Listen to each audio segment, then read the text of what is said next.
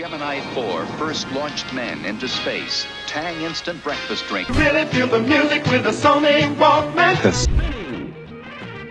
Breaking. Do you remember growing up with siblings in the 1980s? The noise, the chaos, and the moments you never knew you'd miss? Siblings shaped your days with fights over remotes, shared rooms, and secret jokes. But what did all those small moments really mean back then? Do you remember what Saturday mornings felt like before adulthood ruined everything? If you had siblings, then you definitely remember the weekly war over the television. One of you wanted to watch He-Man, the other was obsessed with Thundercats, and someone always had to suffer through the Smurfs. This was not a minor disagreement. It was a full-on remote control standoff. No one cared who got there first. All that mattered was who could hold the remote the longest before Mom yelled at everyone to just pick something already. You would sit on the carpet, cereal in hand, desperately hoping your cartoon came on next. And if it did, you better believe you lorded it over your siblings like you were king of the living room. But the second it was over, you were back to arguing. Only this time, it was about what to watch next. These were not just cartoons. They were identity, loyalty, an entire battleground of taste and timing. And the real heartbreak? When the cable got fuzzy, the antenna would not work, or your baby sibling sat on the remote and changed the channel right at the best part. Looking back, it was chaos. But it was our chaos. Microwave pizza rolls and Tang were not just snacks, they were survival fuel. The moment school ended and the front door slammed behind you, it was a race to the microwave. Whoever got there first got the hotter pizza rolls. Whoever lost got the cold, chewy ones that always split in the middle. And if there were only a few left in the bag, forget it. That was the sibling version of a high-stakes negotiation. You would hear phrases like, "You got more yesterday," or "I saw you sneak extra last time," flying across the kitchen. Tang was no different. It was the drink of astronauts, or so the commercials told us, and it tasted like orange flavoring filtered through a sugar cloud. But it was ours. And if someone finished the last of it and left the empty container in the fridge, that was grounds for war. Every kitchen in the 1980s held these tiny battles. Behind every box of frozen snacks and every pitcher of Tang was a sibling dynamic teetering between love and petty betrayal. And somehow, despite the squabbling, there was comfort in it. Those microwave dings meant everything was still normal, still safe, still childhood.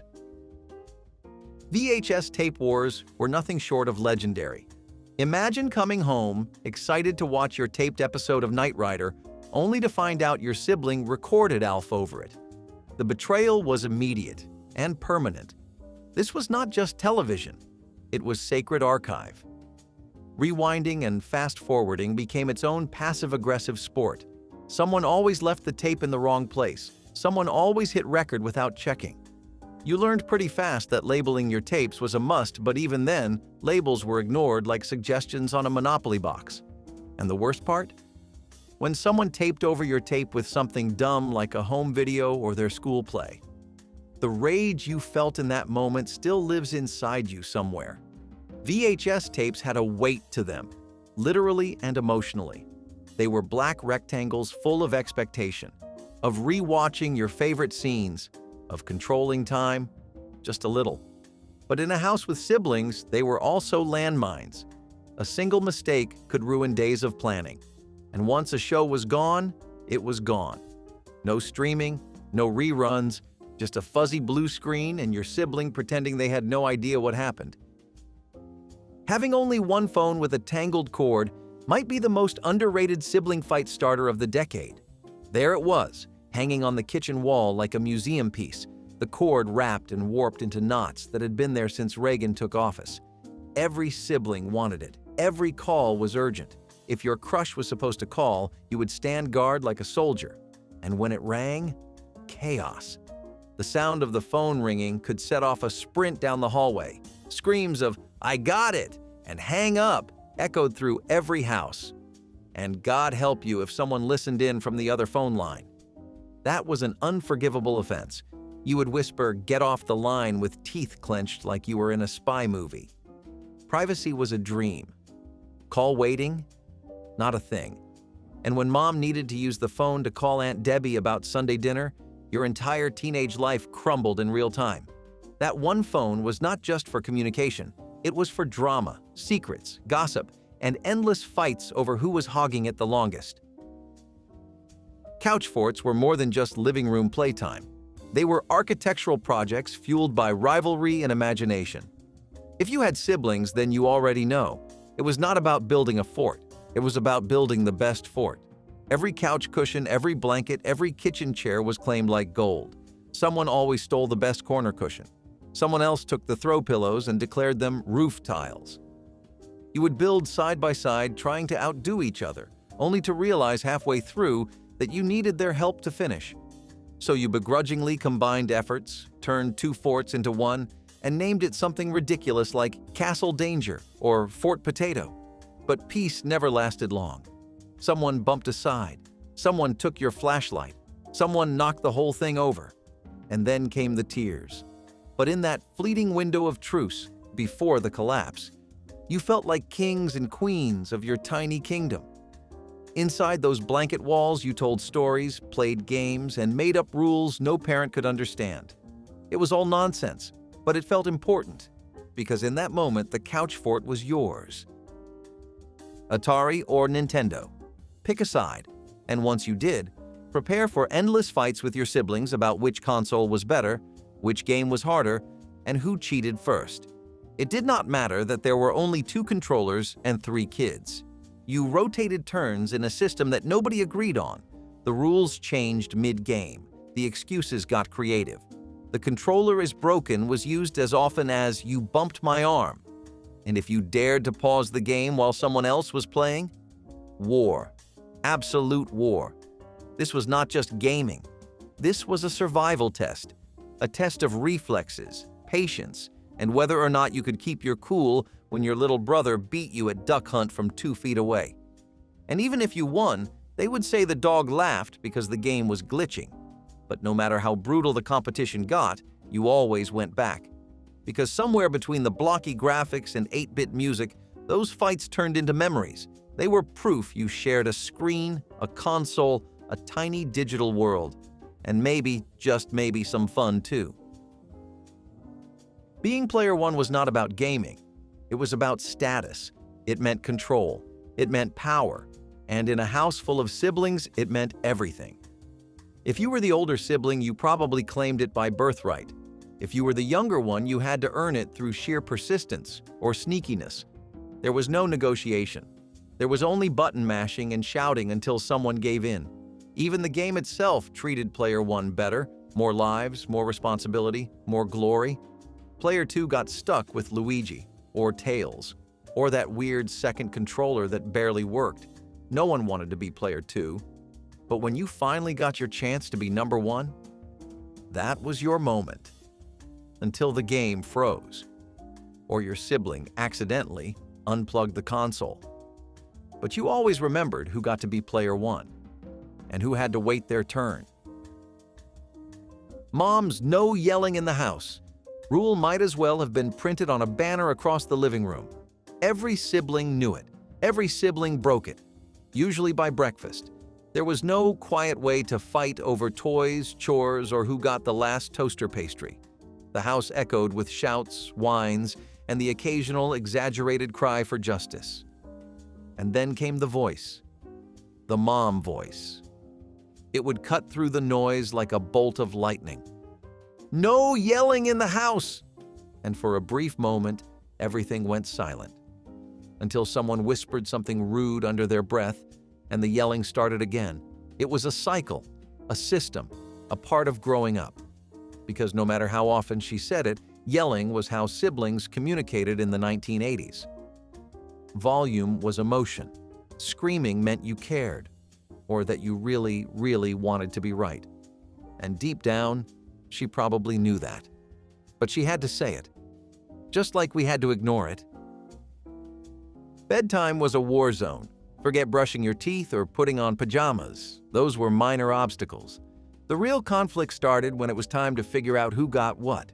Who got the top bunk? Who got the window side? Who got to stay up just 5 more minutes? If you shared a room, then you already know.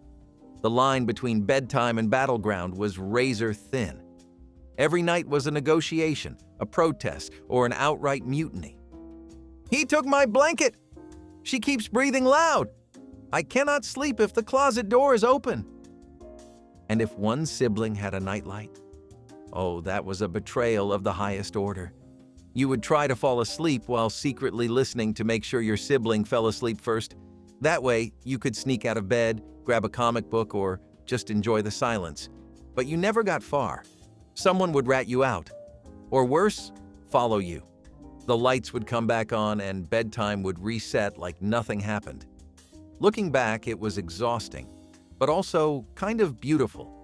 Because in that shared mess of pillows and protests, you learned what it meant to live with someone, and what it meant to grow up. The Walkman was not just a music player. It was a passport to privacy. In a house full of siblings, it was the only way to get away. If you were lucky enough to own one, you became the envy of the entire family. Not because it was expensive, but because it gave you control. You could listen to your mixtape, your songs, your world, and everyone else. They were stuck listening to whatever was playing on the boombox in the living room. The Walkman had power. It meant you did not have to listen to your little brother sing the Gummy Bears theme song for the 20th time. But with that power came responsibility. Sharing the headphones was an intimate act, a rare truce in the sibling Cold War, and when the batteries ran out, suddenly everyone was fighting again. The Walkman was freedom, but freedom never lasted long, not in a house where everyone wanted the same escape hatch. Garbage pail kids were banned in more households than you can count, but that never stopped us. If you had siblings, you already know how the underground trading economy worked. Someone always had a fresh pack, someone always lost a few from their collection, and someone always had a card that was so disgusting, so over the top, that it had to be kept hidden behind a school book or under a mattress. These were not just trading cards, they were contraband. The more a parent hated them, the more you wanted them.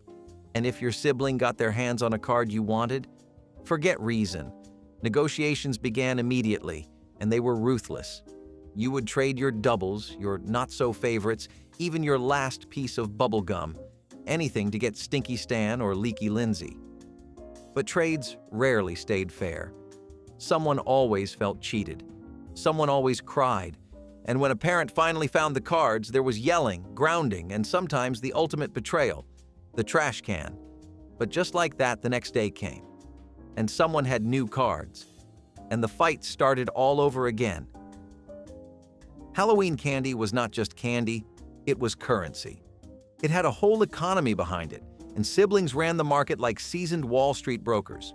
After the costumes were off and the trick-or-treating ended, it was time to dump out your stash and sort. Chocolates in one pile, gummies in another. And the junk? Straight to the trade-only pile. M&Ms were gold. Snickers were platinum. Those weird peanut butter taffy things in the black and orange wrappers? Worthless. The goal was clear. Outtrade your siblings. Get more of what you loved and trick them into taking what you did not. You would say things like, 2 Jolly Ranchers is totally worth 1 Milky Way. Lies, manipulation, bribes, you name it. It was every kid for themselves. And if your sibling got something rare like a full-size candy bar, game over. The jealousy was instant. You would spend hours trying to negotiate it away, and sometimes, when things got truly desperate, candy went missing. You must have eaten it already, became the classic lie. But the truth was simple. In that moment, you were candy capitalists, and every trade was personal. If you grew up in the 1980s, then you knew one undeniable truth. Not all school supplies were created equal. Trapper keepers were everything, not just for holding your homework, but for declaring your personality, your identity, your power. If your sibling had the Knight Rider design and you were stuck with a boring plaid one, that was enough to ruin your week. And if you had the Lisa Frank unicorns or the racing stripe with the Velcro flap, oh, you were royalty. But Trapper Keeper envy did not end in September. It lasted all year. You would sneak peeks, compare designs, argue over who had more folders, better tabs, the cooler stickers. And if someone wrote in your Trapper Keeper, or bent the corners, or worst of all, swapped a folder out and pretended like they didn't, trust was broken. Forever. Parents tried to act like it was just a binder, but we knew better. It was the most sacred item in your backpack, and your siblings' jealousy, or smugness, followed you all the way to the bus stop. In the 1980s, television theme songs were a shared language. Everyone knew the words to Family Ties, The Facts of Life, and Growing Pains. But singing them together with your siblings, that was where the trouble started. Who got to lead the song? Who started too early? Who sang off-key on purpose just to ruin it? What began as nostalgia turned into a full-blown sing-off with nobody agreeing on tempo or pitch. You might have had a pretend microphone, usually a hairbrush or flashlight, and taken turns performing the full theme song in the living room. But if someone stepped in on your verse, oh no, that was mutiny. You always hog the good parts. Let me be the singer this time. The arguments were intense, ridiculous, and weirdly specific.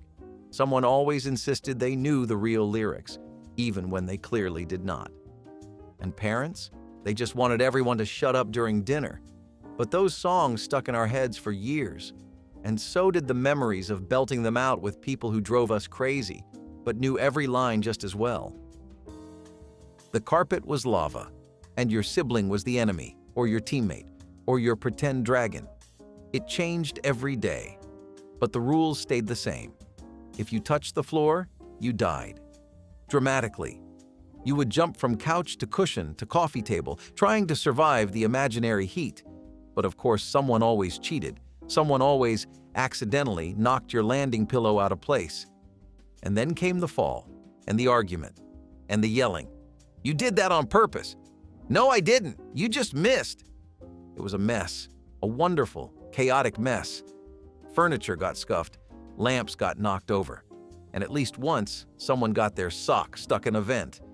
But in the middle of all that nonsense, something magical happened.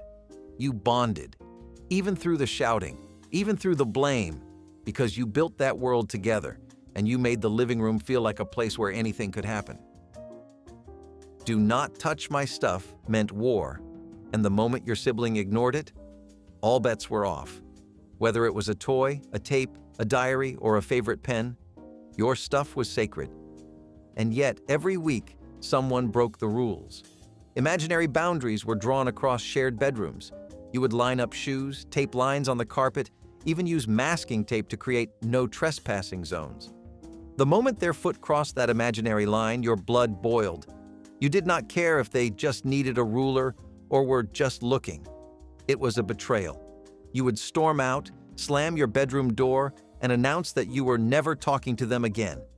And 10 minutes later, you would scream at them across the house for stealing your tape deck. That is how it worked. Rage and reconciliation on loop. And still, they crossed. I just needed a pencil became the lie of the century. You knew they looked through your desk. You knew they touched your tape deck. And if you dared to go over to their side, instant outrage. It was not about the item. It was about respect. And in the world of siblinghood, space was identity. Defending it meant defending yourself. You did not need an actual lock. You just needed to shout loud enough that they finally backed off. For a day. Maybe. Sticker books were gold. Puffy stickers, scratch and sniff stickers, sparkly foil stickers, you name it. Each one was a treasure, and your sibling knew it, which is why they stole them. Not all at once, of course. Just one here, one there. A heart sticker would mysteriously vanish from your book. A smiley face would show up on their notebook. Coincidence? Never. You would confront them, and they would deny it with a straight face. Maybe you lost it. Or worse, maybe you never had it. Lies. You knew exactly how many glitter dolphins were on page 6. You had counted them. Twice. The betrayal cut deep, especially if they peeled one off and it tore halfway through. And if they used it to decorate their binder, that was full-on sticker war. Sibling sticker theft was an epidemic. Parents never took it seriously. But we did. We counted our stickers, guarded our albums like vaults, swore we would get revenge, and sometimes we did, by stealing one back or peeling a sticker off and sticking it upside down on their locker. Justice in its purest 1980s form. Slamming doors was the ultimate move. You could not cuss, you could not fight, but you could slam your door. And that told the whole story. Siblings pushed your buttons until you snapped. You would yell, cry, throw your hands up, and then boom. The door slam echoed down the hallway like a final word you were not allowed to say. It meant, leave me alone. It meant, I am mad at everyone. And sometimes it just meant you were tired and no one would stop talking. You could always tell how mad someone was by the volume of the slam. If it rattled the hallway picture frames, it was serious. Parents would shout, "You are going to break the hinges!" But that only fueled the drama. It became your signature move, used to close out arguments or shut down conversations. And sometimes you slammed it just because the moment called for it. Parents hated it. They would yell, "Stop slamming the door!" from the kitchen like it was going to change anything. But you kept doing it because it felt good. It was control, it was drama, it was a whole personality. That door was your wall, your last line of defense, until your sibling came knocking, pretending they were sorry, but really just trying to annoy you all over again. If you had siblings in the 1980s, then your privacy was basically a joke. Snooping was a sport. Diaries were targets. Secret notes, fair game. You would write, "Do not read" across the cover, thinking that was some kind of spell. It was not. It was an invitation. Siblings would sneak in, read your diary, and then hold the information over your head like state secrets. "I know who you like. I saw what you wrote about me." Terrifying. And drawers? Forget it. Your mixtapes, your favorite erasers, even your half-finished candy stash, they all got touched, borrowed, broken, eaten. You started setting traps, pieces of paper balanced just right, drawer positions memorized to the millimeter. You would check for fingerprints on your Lisa Frank notebook like a tiny detective. And when something was moved, even slightly, boom. Confrontation time, followed by more lies, more denials, and more dramatic accusations. And when you confronted them, they gaslit you. "I didn't go in there. You must have lost it." We all became mini detectives, setting traps, creating fake notes, memorizing exactly where we left things. Trust was fragile, revenge was sweet, but deep down, you knew you would do the same to them if you got the chance. There were certain TV specials that mattered more than birthdays. Garfield's Halloween Adventure, Rudolph the Red-Nosed Reindeer, The Grinch. These were not just shows, they were events. You taped them from television, commercials and all, and rewound them each year like holy relics. Watching them became a family ritual until someone forgot to rewind, or worse, taped over it with something else. That was betrayal. That was tears. Siblings fought hard over which tape was whose. You would label them with markers, stickers, and threatening notes like, "Do not erase or I will cry forever." But labels faded. Tapes got mixed up. Sometimes you would pop in a tape and hold your breath until the opening credits started, hoping, praying it was still intact. And when it wasn't, you would stare at the screen in disbelief while your sibling claimed they had no idea. The worst part was when they tried to justify it. It was just a cartoon. Just a cartoon? It was your childhood. It was everything. And sooner or later, your beloved special disappeared, replaced by a school play or a fishing show or something terrible like your sibling's recorder recital. But when it worked, when the tape played just right, with the static and the fuzzy tracking line, magic. Pure 1980s magic. And in that moment, you all stopped fighting, because nobody messes with the Grinch. Telling your younger sibling they were adopted was practically a rite of passage in the 1980s. You did not need evidence, you just needed confidence, a smug look, and a slightly different baby photo. The story wrote itself. "You don't look like the rest of us. Mom said she found you at the hospital. They only brought you home because no one else wanted you." It was mean. It was dramatic. And it was everywhere. Older siblings wielded this lie like a sword, slicing through self-esteem and replacing it with pure panic. The younger sibling would run to mom in tears, asking if it was true. "And mom?" She would sigh, again. "You are not adopted," she would say for the 100th time, while the older sibling cackled from across the room. Sometimes the prank went deeper. "We found your adoption papers." Or, "That's why you don't have baby pictures like we do." It was elaborate. It was absurd. And for a moment, it felt real. Even now, some people will admit they believed it for longer than they want to admit. Because when your sibling says something with that much fake authority, your little brain listens and questions everything. It was not just about teasing, it was about power. The power to get inside someone's head and live there rent-free. And even when the truth came out, you still wondered, what if they're right? What if I really am adopted and no one told me? That doubt lingered. Quiet, invisible, and your sibling knew it. That was the real victory. Slumber parties were sacred. Unless you were the little sibling, then they were off limits. That only made them more appealing. When your older sibling had friends over, you were instantly banned. "Go to your room." "No little kids allowed." "You're not invited." The phrases stung, but they also fueled your mission. Spy, sneak, and sabotage. You would press your ear to the door, crawl down the hallway, or peek through the heating vent just to catch a glimpse of what went on at these mysterious gatherings. Pillows, music, games, candy. It was a whole new world. You wanted in. And when you finally snuck close enough, that was when disaster struck. You got caught. You tripped. You breathed too loud. The screaming began. "Get out!" "You are such a baby," someone tattled. Or worse, someone cried. Suddenly, mom appeared like a referee in the ring, dragging you away while you shouted your case to an invisible judge. "I just wanted to play."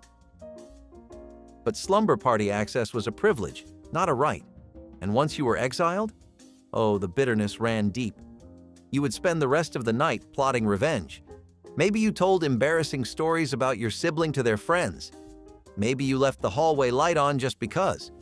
Or maybe you just cried yourself to sleep, wondering what secrets happened during those after-hours laughs.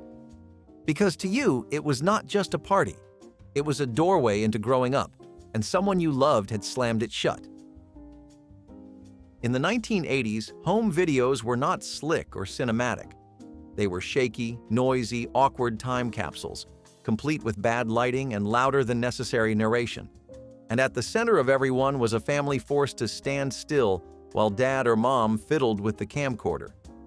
That clunky shoulder-mounted thing was treated like treasure. Say cheese! Wave to the camera! Just act natural! But how could you act natural when your sibling kept poking you? Or when your sweater was itchy and your bangs were sticking to your forehead? These recordings were battlegrounds disguised as memories. One sibling always hogged the frame, another refused to smile, and someone in the background was guaranteed to cry, trip, or shout something embarrassing. You would freeze mid-argument, force a grin, and stand next to the very person you were just calling a liar 2 minutes earlier. You tried to hold it together. But the second the camcorder turned off, game on. The bickering resumed, the chaos restarted, the peace shattered. Later, when the tape was played back on the living room television, you would all gather around to cringe at your expressions, laugh at the unintentional moments, and groan at your own haircuts. You could not delete anything. There was no editing magic. Every eye roll, every pout, every meltdown was there forever. On grainy tape, complete with background humming and muffled arguing. But even through the awkwardness, those videos told the truth. Not the posed truth. The real one. A story of growing up. Together. Messy, loud, and absolutely unforgettable. Big wheel races were not for the faint of heart. They were fast, dangerous, and absolutely worth every scrape you got. These plastic trikes, low to the ground, loud on the pavement, turned every driveway into a racetrack. And when you had siblings? Oh, it was on. You would line up side by side, call ready, set, go, and take off like your lives depended on it. The wheels would whir, Your legs would pump, and the front tire would occasionally skip or stick, launching someone sideways into a bush. And that was part of the thrill. There were no helmets, no rules, just adrenaline and sweat and bragging rights. Someone always cheated by pushing off early. Someone always blamed a bump in the sidewalk. And someone always cried when they lost, usually the youngest, who claimed they were not trying that time. You would race for hours up and down the driveway, making pit stops for water or to reattach a pedal. And when a wheel finally cracked or a handle snapped, morning began. That big wheel was your pride, your freedom, your ticket to speed, but also your badge of honor in the sibling Olympics. It did not matter who won most races. What mattered was how loud you laughed, how hard you crashed, and how many times you tried again. Looking back, those races were not just games.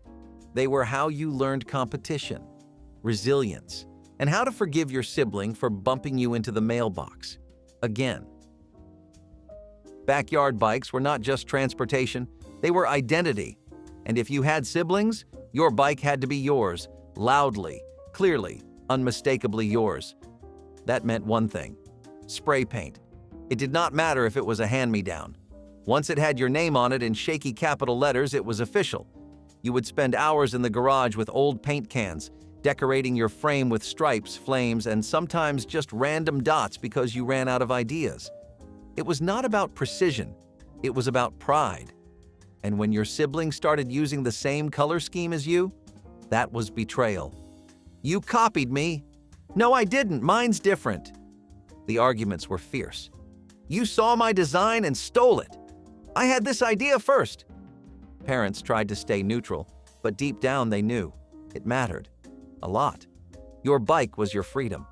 It was how you got to the corner store, the park, the schoolyard. And seeing your sibling ride a bike that looked even remotely like yours? Unacceptable. You would add new stickers, streamers, maybe even duct tape patterns just to stay ahead. It was a constant arms race in a suburban cul-de-sac. But deep down, both bikes came from the same shed, same dirt trail, same memories of learning to ride without training wheels. You would never admit it then, but those bikes were not rivals. They were twins, different colors, same childhood. The shopping mall was more than a place to buy things. It was the beating heart of teenage life. You did not just go to the mall, you lived there. It was where you met your friends, saw your crush, and discovered who you wanted to be. The food court was your kingdom. The arcade was your battleground. And the record store? That was your soul. Malls in the 80s were social cathedrals built from neon lights and polished tiles. You tried on clothes you could not afford. You loitered for hours. You flirted by the Orange Julius. And if you were lucky, your favorite store had a photo booth to capture the chaos. Escalators became runways. Hallways were arenas of style and identity. Whether it was Spencer's, The Gap, or Foot Locker, every store felt like its own little world. You were not just shopping, you were performing. The mall was your stage. Your friends were your co-stars. And the soundtrack? A steady stream of synth pop and laughter echoing off the glass. It was where friendships began and hearts broke, where trends were born and gossip spread faster than wildfire. In the 80s, the mall was not just a building, it was the center of the universe. Hot Wheels did not just roll, they roared. When Mattel launched the line in 1968, it changed the way kids thought about toy cars. These were not slow, blocky replicas. Hot Wheels were sleek, bright, and built to race. The original 16 models included muscle cars, hot rods, and custom builds with names like Beatnik Bandit and Diora. They had real speed thanks to low-friction wheels and metal axles. But the real magic came when you laid down that iconic orange track. Loops, curves, jumps. Suddenly, your hallway became Daytona. Kids spent hours building elaborate courses from couches to floorboards to staircases. Some cars went so fast they hit the baseboard and flipped into the next room. The cars were pocket-sized, but they carried the weight of imagination. Each new release felt like a discovery. Paint jobs were wild, details were sharp. Collectors started forming almost immediately, And while other toy cars looked good sitting still, Hot Wheels looked best in motion, blurring by in a flash of chrome and flame decals. For many, it was not just about racing. It was about building your own world, one piece of orange track at a time. Polaroid instant cameras were a revolution in your hands. One click, a flash of light, and then that unmistakable whir as the photo slid out, cold, white-bordered, and full of promise. You waited, holding it in your palm like a secret. Then slowly, the image appeared. It was like magic. No waiting for film to develop, no mailing anything in, just proof of life, right there in your living room. The photos were not perfect. They were often overexposed, a little fuzzy, sometimes oddly colored. But that was the charm. They captured moments honestly. Birthday parties, school dances, road trips, frozen instantly. You wrote on the bottom with a pen. Names, dates, hearts, smiley faces. They went up on fridges, corkboards, and in wallets. If you were lucky, someone would shake the picture in the air like that actually made it develop faster. Everyone did it, even if it did nothing. The Polaroid camera was not just a gadget, it was a time machine. It turned real life into memories with just one press of a button. And somehow, even in a world filled with filters and high-def everything, those old grainy snaps still feel more real than anything today. If the 80s had a personality, it was neon, loud, proud, and impossible to ignore. Color was not just a trend, it was a statement. And no one whispered. Leg warmers in hot pink, tracksuits in electric blue, eyeshadow that could stop traffic. The entire decade looked like it had been dipped in a highlighter and blasted with a disco ball. It was not about subtlety. It was about standing out. Walk into any mall, any gym, any music video, and it was a rainbow riot. But this was not chaos. It was confidence. Kids wore neon shoelaces. Adults rocked neon windbreakers. Even toys and commercials buzzed with that wild fluorescent glow. It was the decade where fashion turned into rebellion through brightness, because after the muted earth tones of the 70s, the 80s decided to scream. And we listened. We wore color like armor. We matched green earrings to orange belts without blinking. Fashion became a kind of freedom, to be seen, to be remembered, to be unapologetically alive. And yeah, sometimes it was ridiculous. But it was fun. It was electric. And most of all, it was a sign of the times, a wild, glowing, unforgettable beacon of 80s spirit. G.I. Joe changed everything the moment he marched onto toy shelves in 1964. Marketed not as a doll, but as an action figure, he offered boys the same kind of character-driven play that girls had with Barbie, but with a combat boot twist. The original 12-inch figure came with a military uniform, dog tags, and enough flexibility to strike a pose or take a fall. Kids could swap out his gear, helmets, rifles, backpacks, even scuba suits, and send him off on missions across the living room or backyard battlefield. It was the height of the Cold War, and Joe reflected that tension, but filtered through a child's sense of adventure.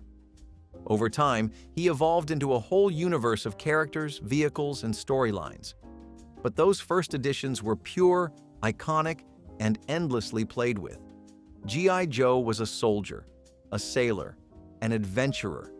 He climbed trees, dove into mud puddles, and slept in shoebox barracks. For many boys growing up in the 1960s, he was the first toy that truly felt like theirs. He was more than plastic. He was valor, imagination, and action rolled into one heroic pose. And every kid who owned one remembers how it felt to gear him up for battle. The Smiley Face craze was more than just a yellow circle. It was a whole vibe. That simple, goofy grin showed up on t-shirts, buttons, lunchboxes, bumper stickers, and school folders. It looked like something a kid could draw in 5 seconds. And yet, it caught on like wildfire.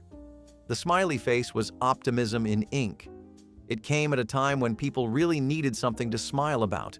Post-war, mid-scandal, all wrapped in polyester and bell-bottoms.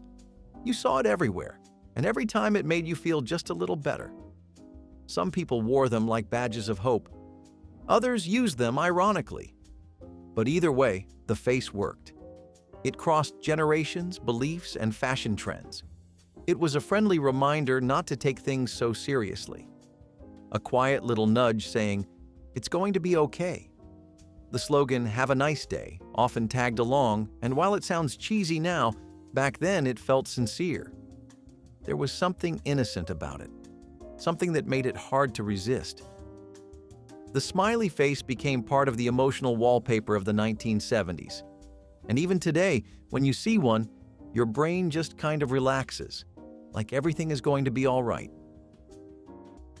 They were not just dolls, they were your children, adopted, named, cared for like living, breathing extensions of your heart. Cabbage Patch Kids exploded into American homes like nothing else before them. Chubby cheeks, yarn hair, signed bottoms, they were adorable and slightly strange. But they were yours. No two were the same. That was the magic. It felt personal, like fate. Parents fought in department stores to get them. Shelves emptied in seconds. News clips showed grown adults wrestling over plush plastic babies. It was not just a toy. It was a phenomenon. And it swept through the country like a fever dream. Kids brought them everywhere, to school, to bed, to dinner.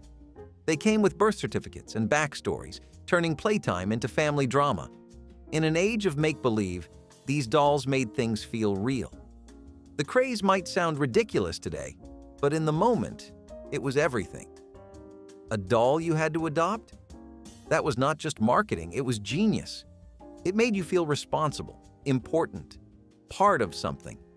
And when the madness faded, what was left was a memory of wide-eyed joy, pure affection, and a little friend who made childhood feel alive. Etch A Sketch was a toy box essential for many kids growing up in the 1960s, a red-framed tablet that made art out of turning two little white knobs.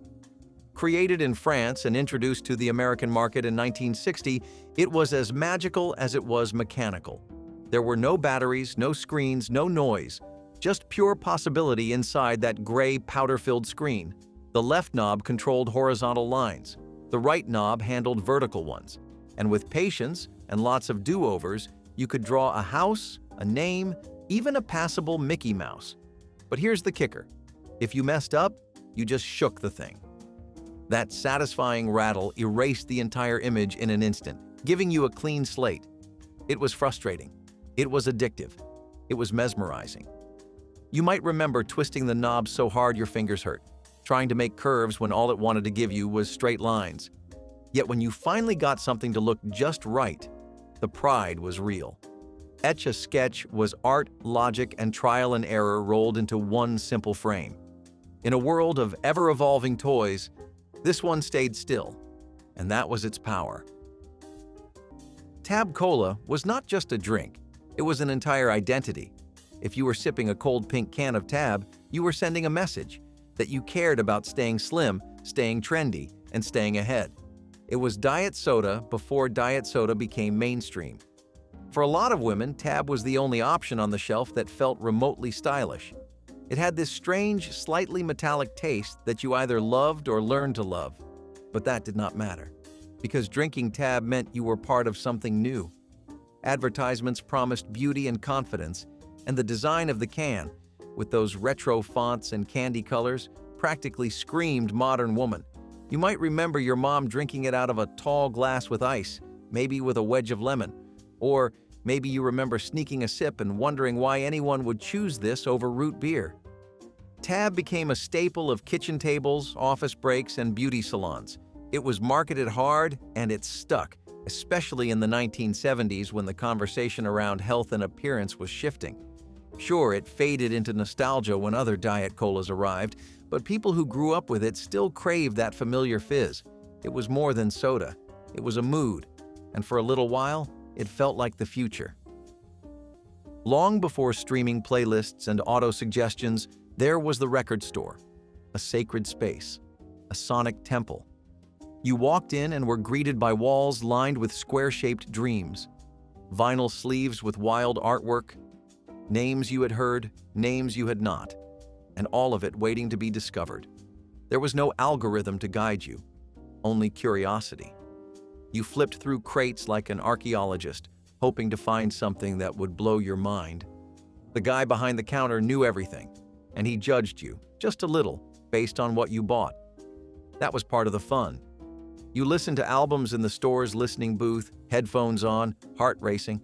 Maybe you found a bootleg live show. Maybe you found your new favorite band. Either way, you left with a paper bag full of possibility. Record stores were more than retail. They were communities. You met people there, you formed bands, you debated top 10 lists and learned which drummer really mattered. You did not just buy music, you became music. It was personal, tangible, real. And in the 80s, nothing felt cooler than walking home with a record under your arm, headphones in your bag, and your soundtrack for the week. Corgi Toys were more than just cars. They were miniature masterpieces. Introduced by British company Metoy in the late 1950s, they reached peak popularity in the 1960s with American kids who were obsessed with anything fast, shiny, or connected to TV and movie heroes. These die-cast vehicles were small enough to fit in your pocket, but detailed enough to spark hours of imaginative play. Police cars came with real-looking sirens. Race cars had working hoods. And the crown jewel? The James Bond Aston Martin DB5, complete with ejector seat, pop-out machine guns, and a hidden bulletproof shield. For kids growing up in the 1960s, it was the coolest thing you could own. Movie magic shrunk down and placed in your palm. Corgi cars raced across kitchen floors, crashed down backyard driveways, and survived countless shoebox battles. They felt heavier than Hot Wheels, sturdier than Matchbox, and somehow more real. Over time, most got scratched, dented, or lost. But finding one today, even chipped, brings back the joy of flipping it over to read the brand stamp and revving it across a table edge. They were not just toys. They were little slices of the world, only faster. Weebles toys were the definition of simple genius. Weebles wobble, but they do not fall down was more than a slogan. It was a whole personality. These little egg-shaped characters rolled around, rocked back and forth, spun in circles, but never, ever tipped over. It was hypnotic. Kids would nudge them over and over just to watch them pop back up like nothing ever happened.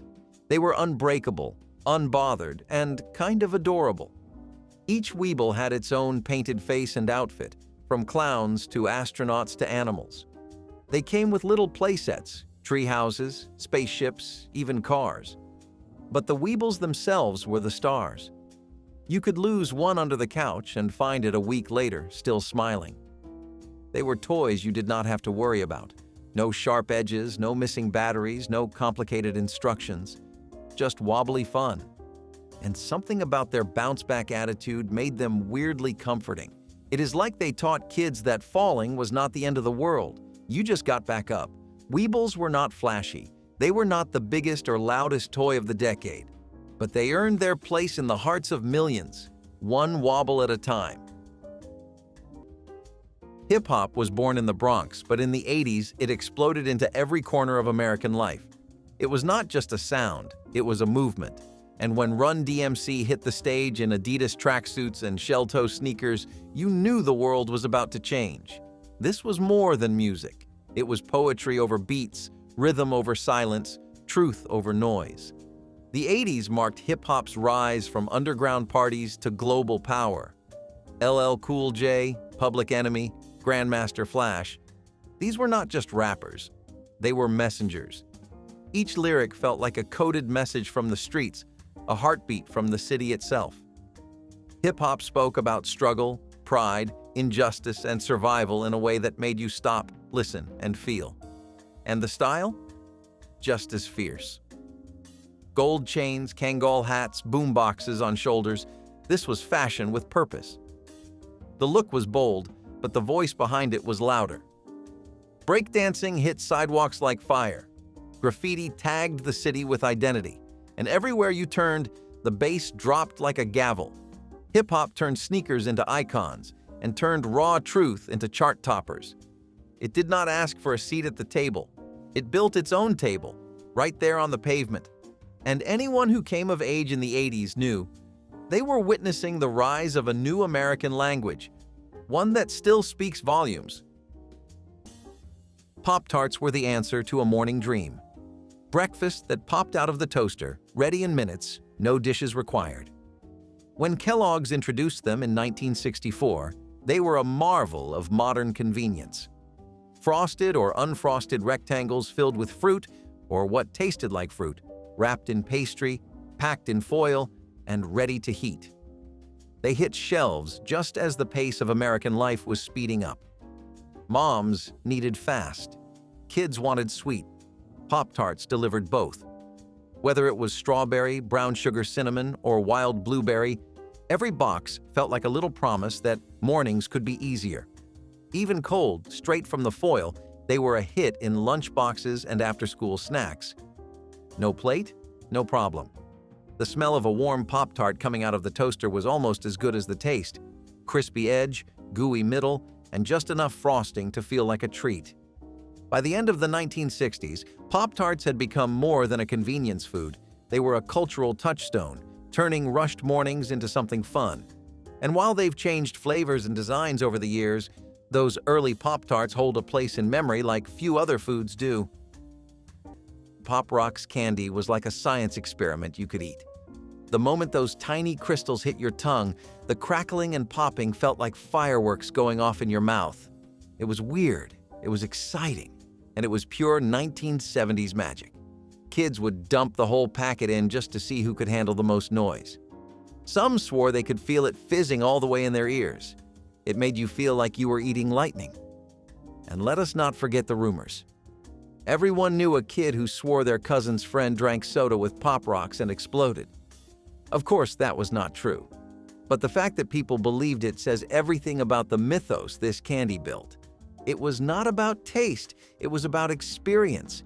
You were not just eating candy, you were doing something. Teachers hated it, parents warned against it, and kids could not get enough. The bright foil wrappers were like a dare, calling from the shelves of every corner store. And when you ripped one open, you knew something ridiculous was about to happen. It is the kind of candy they just do not make anymore. Not because they cannot, but because they would never capture that same feeling again. Going to Pizza Hut in the 80s was not just about food, it was an event. The smell hit you before the door even closed behind you. Red checkered tablecloths, thick menus with pictures, glasses filled with cola and crushed ice, and in the corner, an arcade machine waiting to eat your quarters. It was magic.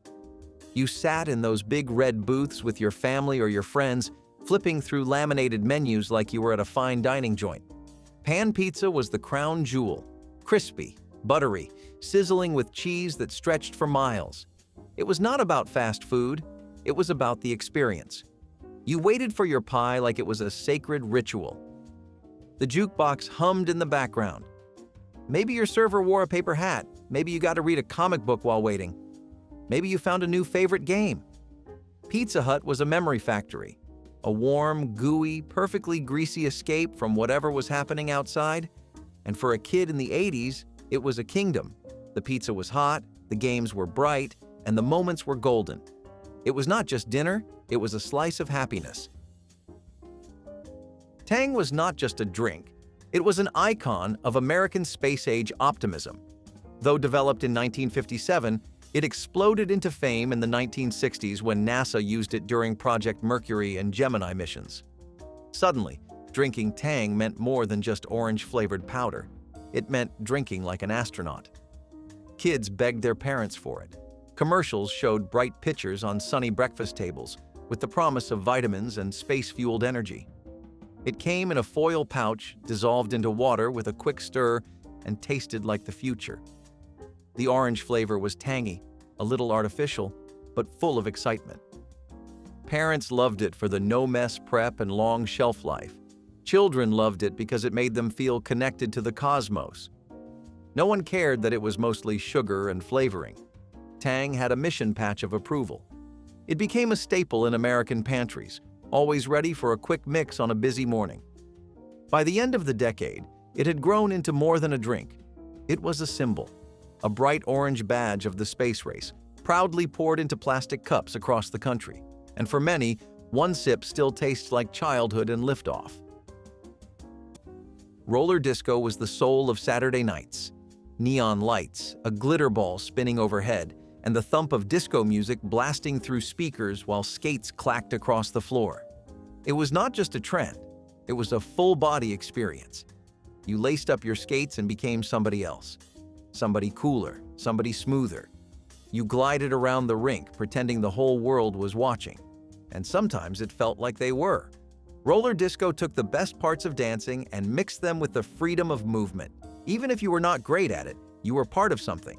It was social, it was flashy, it was loud. Bell-bottoms flared, sequins sparkled, and hearts raced. You might have fallen on your face, but you got up laughing. There were group skates, couples skates, and those terrifying times when the DJ yelled, "Backwards only!" Parents dropped off their kids and hoped they would not break anything. Teens flirted and showed off their newest moves, and those few who could really dance on wheels? Legends. Roller disco faded eventually, but for a while it was the place to be. The music, the lights, the speed. It was pure joy with a side of bruised knees. Going to the movies in the 1980s was not just an outing, it was an initiation. You did not just watch Back to the Future. You traveled in time. You did not just see E.T., you believed in aliens, friendship, and flying bikes. The Goonies made treasure hunts seem plausible in your own backyard. Ghostbusters had you checking every closet for slime. These were not just movies, they were portals, promises, and rites of passage. Every frame was burned into memory, every line quoted in playgrounds and lunchrooms. Blockbusters were not about selling tickets, they were about shaping imaginations. They gave us John Williams scores that made hearts race and Spielberg visions that made magic feel real. Crowds lined up outside theaters, popcorn in hand, hearts pounding. Parents, kids, teens, they all came together in the darkness of a movie theater to be transformed. These films were louder, brighter, funnier, and somehow deeper than anything that came before. And when the credits rolled, you did not leave the theater the same person who walked in. You left dreaming, you left changed. The movies of the 1980s did not just entertain a generation, they raised one. The Easy Bake Oven brought the thrill of baking into the tiny hands of children everywhere. Released by Kenner in 1963, it looked like a pastel-colored toy, but worked like real kitchen equipment, albeit powered by a common light bulb. Slide the cake tray in, wait just long enough for anticipation to bubble, and out came a warm, soft treat you made yourself. The cakes were tiny, the brownies a bit dense, but the pride was enormous. For many young kids, especially girls at the time, the Easy Bake Oven was a first taste of independence. No parental supervision needed, no open flames, just you and a cake mix in a miniature pan. It sparked creativity, confidence, and plenty of sibling rivalries over who got the bigger slice. The toy's appeal lasted for decades, but those original models with their sleek retro look and that gentle hum from the light bulb warming up have a special place in memory. Long before kids had screens and apps, this was hands-on, slightly messy, and totally satisfying play. The smell of a baking chocolate chip cake from a 40-watt bulb is not something you easily forget. McDonald's characters and play places were more than just advertising. They were an entire childhood universe, and if you were a kid in the 1970s, you knew every single name. Ronald McDonald, Grimace, the Hamburglar, Mayor McCheese. These were not just mascots. They were your imaginary friends. They lived in commercials, birthday party hats, and plastic figurines in your toy chest. Going to McDonald's was not just about food, it was about stepping into that world. The play places had giant slides, ball pits, and those weird hamburger jail cells you could climb into. You could hear the sound of kids laughing and shoes thumping on metal stairs from a parking lot away. And the Happy Meals? Those were everything. The little boxes with games printed on the sides and toys inside felt like treasure chests. McDonald's became the weekend reward, the after-school hangout, the Saturday family treat. And those characters were always there, smiling, waving, and reminding you that magic could live inside a fast food joint. You probably cannot remember your last order from McDonald's, but you remember the way Grimace waddled or how Ronald made you laugh? It was a simpler time, but it felt like everything. Saturday mornings were sacred. You rolled out of bed in your pajamas, poured a sugary mountain of cereal, and turned on the television like it was a portal to another world. And what greeted you? Magic. Pure animated magic. Shows like He-Man, Transformers, DuckTales, and the Smurfs made those few hours feel like a festival of joy. These were not just cartoons, they were lifelines. The stories were bold, the heroes fearless, and the villains just scary enough to make victory feel earned. You learned about justice from turtles in bandanas, loyalty from robotic cars, and friendship from ponies with glittering eyes. Commercial breaks were an art form. The toys matched the shows, and the shows matched your dreams. This was marketing fused with myth-making, and we loved every second. Your parents saw it as noise, but you knew better. It was a weekly escape from school, chores, and whatever sadness the week might have brought. Those mornings felt endless, like time itself was bending in your favor. The television glowed with color and hope, and as the final credits rolled and the sun climbed higher, you held on to those last cartoon moments like a secret handshake only kids understood. If this trip down memory lane made you laugh, cringe, or miss your old bunk bed just a little, drop your favorite sibling memory in the comments. Give the video a thumbs up and hit subscribe so you never miss another slice of the good kind of chaos.